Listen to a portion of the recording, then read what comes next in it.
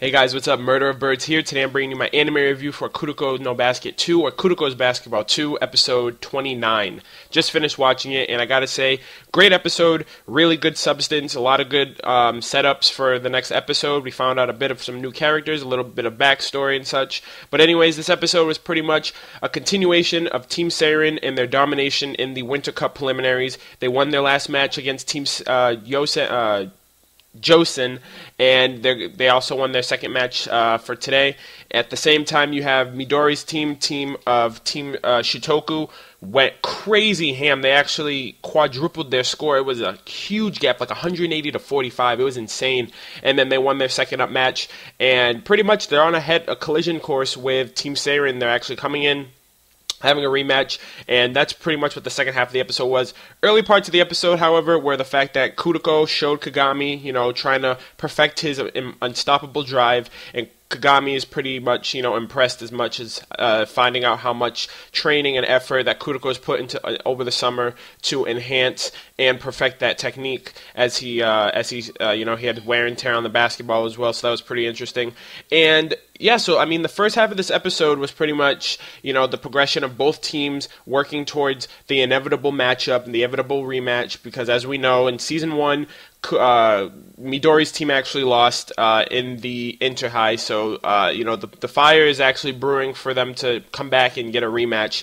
We also learn a little bit of a backstory, if you will, including Kiyoshi. He actually meets up with a player within the stands, and it finds out that he actually knows him from the past, from what I don't really understand that much of, but hopefully we'll get some more of that. But anyways, he learns of a new character. His name is Makoto Hanayama, and it's reiterated of the Generation of Miracles, having this new era, what I mentioned in my last review as a pseudo Generation of Miracles. These are the guys that pretty much have what it takes to become the new era of Generation of Miracles in the future. As we also know, you got Himuro, who is one of them. You have Kiyoshi, and now we have Makoto. He's known as the bad boy. So, he's also the captain of the Daiichi High School team, which is one of the uncrowned king schools, really one of the top 3 schools that are really powerful, that don't necessarily have a Generation of Miracles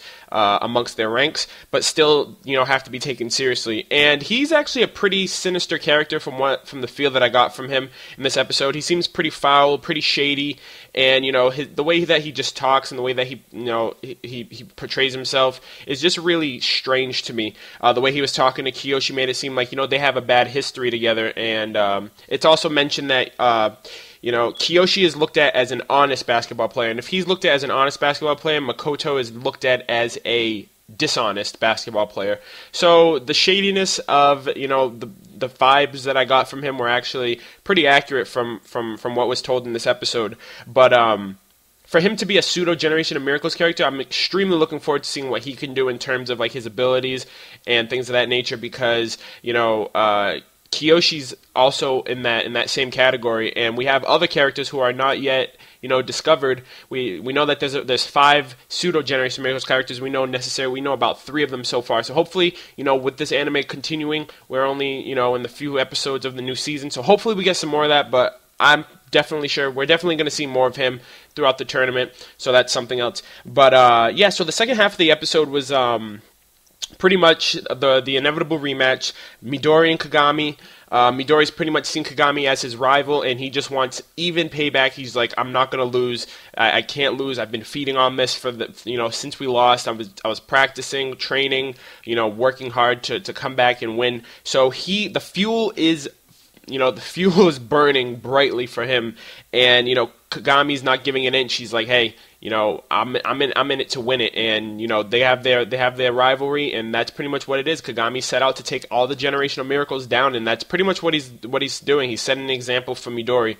So the match starts up, and it's really interesting, because it's okay, this is where you're gonna see the training, you're gonna see the intensity, you're gonna see the months of working and perfecting each person's skills and talents, because they're going up an actual Generation of Miracles team now, and each team's not giving an inch, each team's stealing the ball, passing it, getting an interference, giving it to somebody else. So it's going back and forth, and then Kagami and Midori are just neck and neck back at each other. Kagami's like blocking the ball whenever he shoots it, and this is all due to a strategy.